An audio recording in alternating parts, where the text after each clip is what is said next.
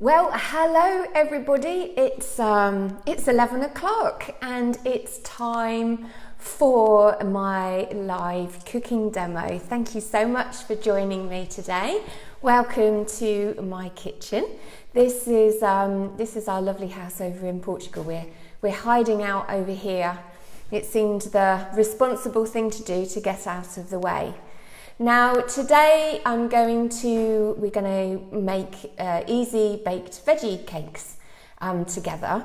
I've done this a lot of times in workshops and courses, but this is the first time that I've ever done it live on Facebook. So I can see we've got some people joining us here. Hi Justine, hello Renee, nice to see you.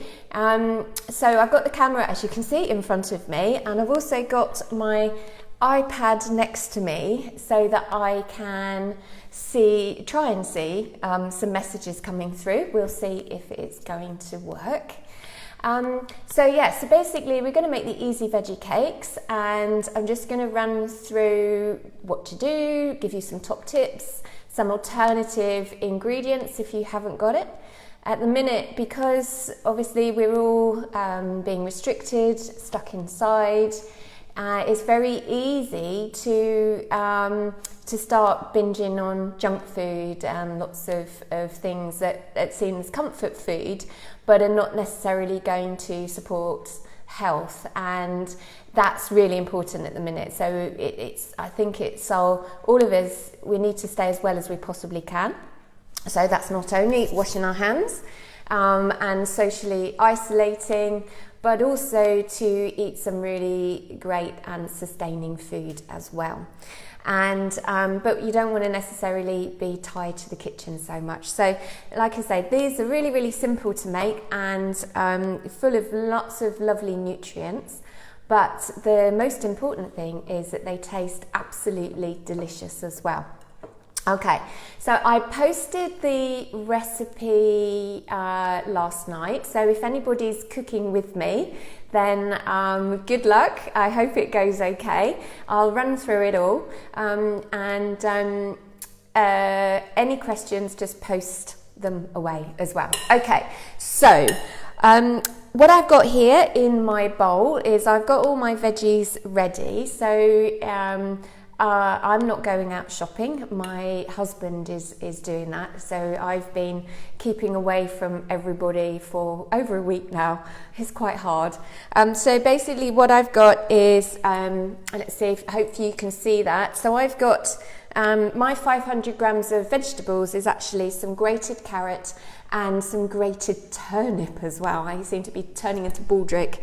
But our local organic veggie place from here, he has some, that's what he's got in season at the minute. So the leaves are incredible, but also the actual vegetable itself is really tasty and light and fresh.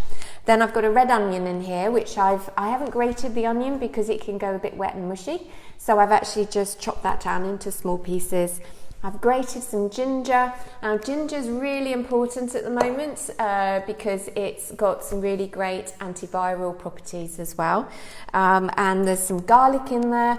And normally with these, I like to add some fresh coriander, but I don't have any at the minute, which those of you who have the coriander issue where it tastes like soap, you'll be very pleased to hear. So I've actually got some fresh parsley from the garden, courtesy of some little plug plants that lovely Mandy gave me last week, and a few chives as well. So whatever you've got will work. So as long as you can grate it, then it's fine. And if you haven't got any fresh ginger, don't worry, you can use dried if you want, or you can leave it out. It really depends. If you've got other herbs, then add them in. And the same with garlic as well. So you can, sorry, I just got a message saying you can't find it, but I can't answer that because I'm doing it live at the minute. So Becky, if you catch up later, sorry, can't answer your question. Ginger, you can use dried ginger granules as well. Okay, All right, so get them in the bowl, and then the next thing you do is you need these. So just bring them all together. Now, one of the things I noticed when I started doing my cooking workshops is that a lot of people aren't very connected with the food that they eat. I know that sounds a little bit strange, but we've kind of lost this relationship with food over time. And so I'm a big fan of getting your hands stuck in and just really feeling things. So if you prefer to use a spoon or a fork, then do so. But I think, you know, the food that we're eating is going to be benefiting us. So it's good to get connected with it, really. Also, this way you manage to spread things out a little bit more. Okay, so I've done that now, and now what you might notice when you grate your vegetables is that they release a bit more fluid than you expect them to, and that's actually quite good. It means that they're quite fresh. Okay, so if you're using parsnips, for example, or older carrots, then they will be drier. They won't release quite as much fluid. If you're using a courgette, that's very watery, and so you'll get a lot of water coming out of that, and that's important because that depends on then how much of flour that you need to use. So anyway, into my bowl with my mixed veggies now, I'm just going to sprinkle a teaspoon of salt. Now I use Himalayan salt, not just the fact that it's pink, but it's also slightly less refined. It's still refined, it's still got a high percentage of sodium chloride, but there's a few other things, nutrients in there as well. And then I'm putting a good grinding of black pepper in there as well. Just going to bring those together. Now what the salt does, because normally I'm not an advocate of adding salt to food, although when you're eating whole plant foods then there's a lot less sodium in them anyway. But with this, what the salt is actually doing is drawing out some of the fluid from the veggies. And so that's important because we're not adding any egg or anything like that in that. So that's going to help bind the veggie cakes together with the flour. So as I'm using this with my fingers, I can actually feel some of the water coming out, and with the risk of chucking this over the kitchen, I'll try and show you. Don't know if you can see that. So there's water coming out of it already. So that's good. And then what we're going to do is I'm going to add in my chickpea flour. So now, if you haven't got chickpea flour, don't worry. I'll talk about other alternatives in a minute. One of the reasons that I love using chickpea flour is the fact, well, one, it's a fantastic source of plant protein because it comes from chickpeas. It adds a nice savoury flavour. But the other thing is it acts quite like egg.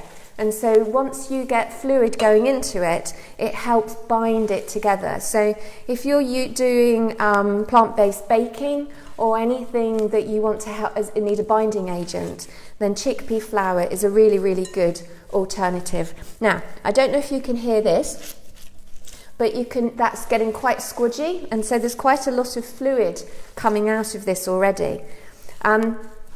In my recipe and in my book, I say to leave it for 10 minutes to let the fluid draw out. If you're using really watery vegetables, then the water will come much, much quicker. I've already made a batch of these earlier because obviously in true Blue Peter style I wanted to show you the finished product. So I actually know that the turnip has got a surprisingly high water content to it. So I've put in 50 grams of chickpea flour, but I'm actually now going to add in a little bit more. Now I've just seen Martina. Hi Martina. Don't worry about if anybody missed the first 10 minutes because you can watch it again. I will save it all and it will come up on the Facebook page. Hi Ian, nice to see you. Hope you're doing well.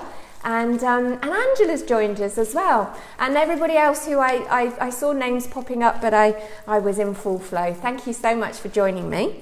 So, right, I'm going to add a little bit more chickpea flour to this because you can see it's really runny and squelchy. So that isn't going to stick together as well as I want it to. So I'm just going to add in a good heaped teaspoon of chickpea flour and then just bring that all together. And then I'm just going to leave that to rest for a couple of minutes. What's in it so far? And 1 onion. Okay, basically mix all your vegetables together, Martina, and then put in your herbs, mix them all together with your hands, and put some seasoning in, okay? So with regards to flours, so if you haven't seen chickpea flour, I bought a packet here. So this is one I bought in the UK from a local Indian store. Depending on where you're living, depends on what you can get your hands on. So out here in Portugal you can find it, but it's a little bit of a hunt around. So if you haven't got that, then it just depends what you've got in your cupboard. So if you're gluten-free, then buckwheat is quite a good alternative, as is rice flour as well. Rice flour can be quite sticky, so that's quite good. If you're not gluten-free, then try some spelt or even just whole wheat flour. But try and have a little bit, not go for super refined white flour. If that's all you've got, then you'll have to use it. Alternatively, you can use ground flaxseed. So I use that quite a lot because it's also got lots of other nutrients in it. And I keep some in the fridge, and that helps bind things together really, really well. So it really is just a matter of what they've got. Renee, oh, they've got it in Leclerc. Right, okay, thank you, Renee. For those of you in Caldas de Reina, in Leclerc you can go. I have found it in Aldi as well. Okay, so my mix now is quite soft and it's quite sticky. So let me show you. Can you see that there? So all you need to do then is just bring it together into like a small patty shape in the palm of your hand. I forgot to mention baking trays. So because there's no fat or anything like that in it, I tend to bake these either on a silicone mat, except I haven't got mine here, or I just put some non-stick baking paper down. That stops it sticking to the tray. If you've got a really high quality baking tray that you know it's not going to stick in, then use that. And if you have got like a baking stone or something, then that should work as well. So it just, again, it depends on what you've got. But you don't want to make all these lovely little veggie cakes and then lose half of it on the baking tray. Okay, so all I'm doing now is I'm just carrying on making balls, squidging it together. This is why this is really something, if you've got kids at home who might be a little bit veggie phobic or bored, then this is a great exercise to do with them, because they can choose what to put in it.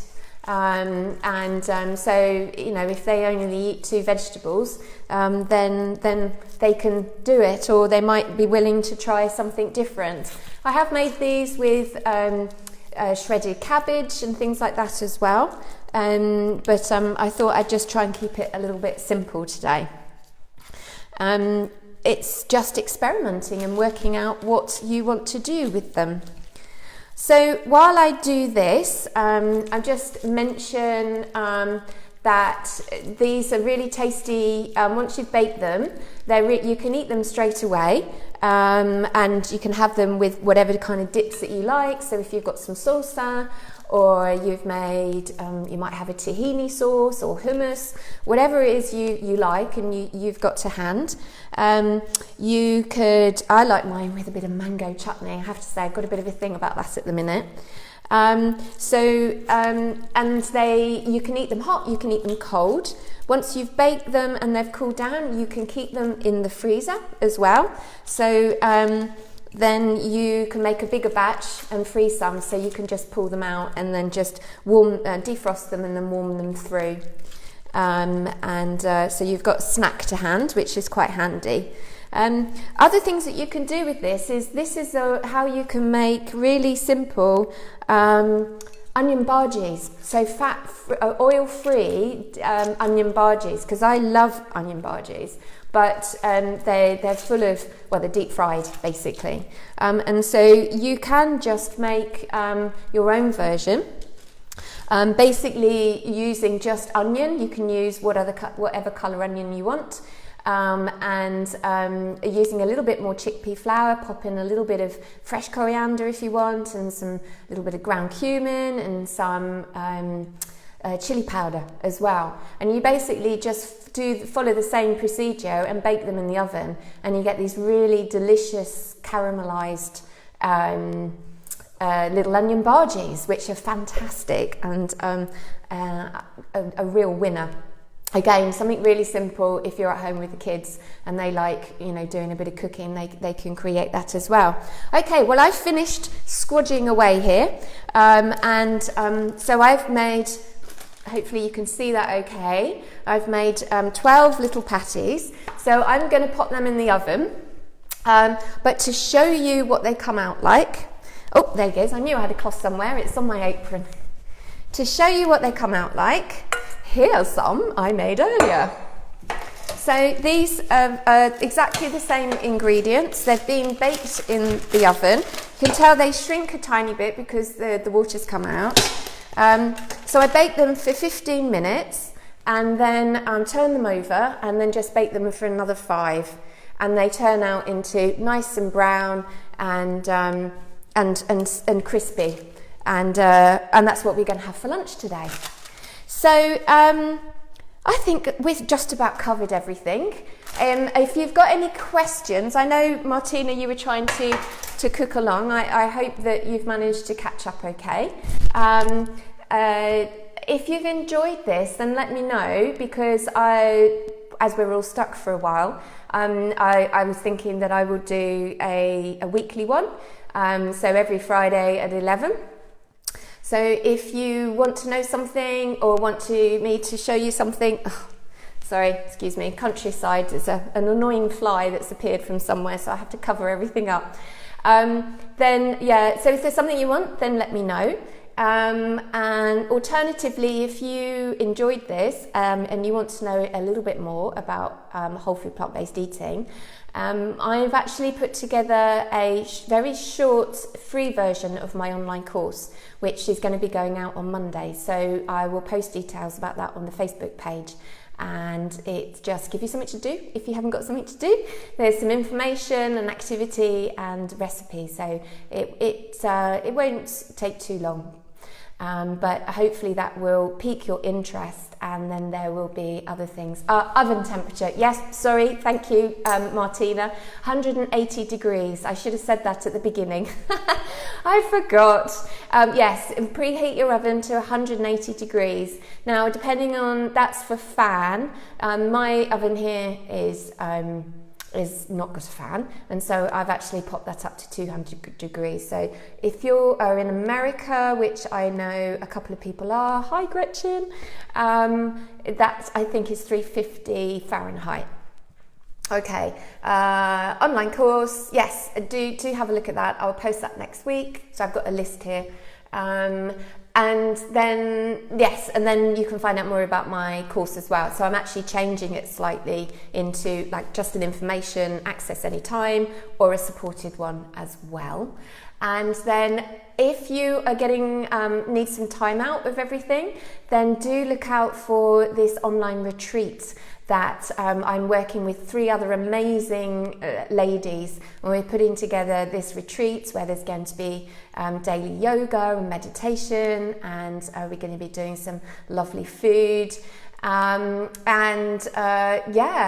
oh my goodness, sorry, I've just seen a red-crested woodpecker outside. Oh, sorry, completely distracted. So yes, so do have a look out for that as well, because that's going to be really good fun.